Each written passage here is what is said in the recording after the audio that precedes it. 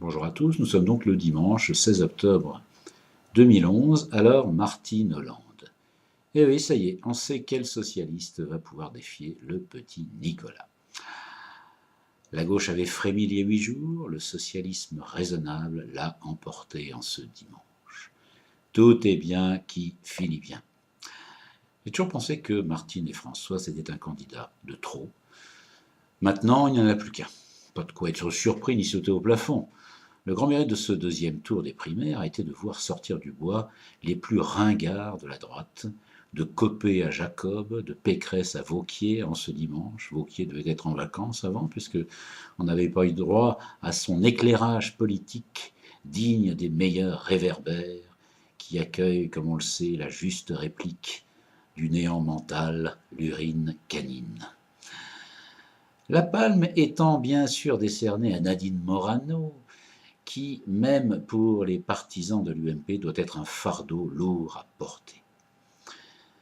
Je souhaite d'ailleurs que Morano reste en première ligne pour continuer à discréditer les gens de droite, même si je ne peux m'empêcher de penser à ces enfants qui doivent subir au quotidien sa bêtise profonde, aussi profonde dans le fond que dans la forme.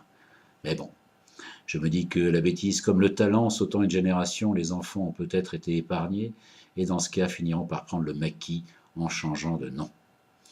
Je comprendrais d'ailleurs que l'UMP sorte sa marionnette des Guignols, beaucoup plus humaine et intelligente. La droite rend les socialistes intelligents. C'est une bonne chose.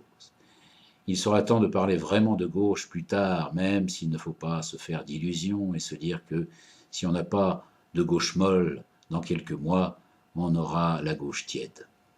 Enfin, l'urgence, c'est que la clique sarkozyste soit dehors, et je l'ai souvent dit, n'importe quel lampadaire fera l'affaire, en tout cas, serait plus brillant que lui. Martine Hollande sera soutenue, c'est normal, que comme une pièce de monnaie, chaque candidat ait deux faces. Moi, je reste sur la tranche. Je n'ai pas voulu trancher aujourd'hui puisque je n'ai pas voté. Je soutiendrai Hollande au deuxième tour des présidentielles.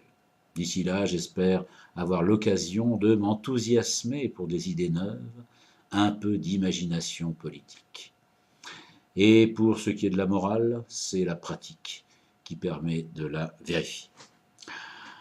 Chaque chose en son temps. Alors, à ceux qui pensent que cet éclairage socialiste doit faire réfléchir le plus grand nombre sur ce que peut être une politique de gauche, décomplexée, dans un mouvement mondial d'indignés croissant, et qui croient que Flamby peut devenir réellement flamboyant, je dirais, et encore.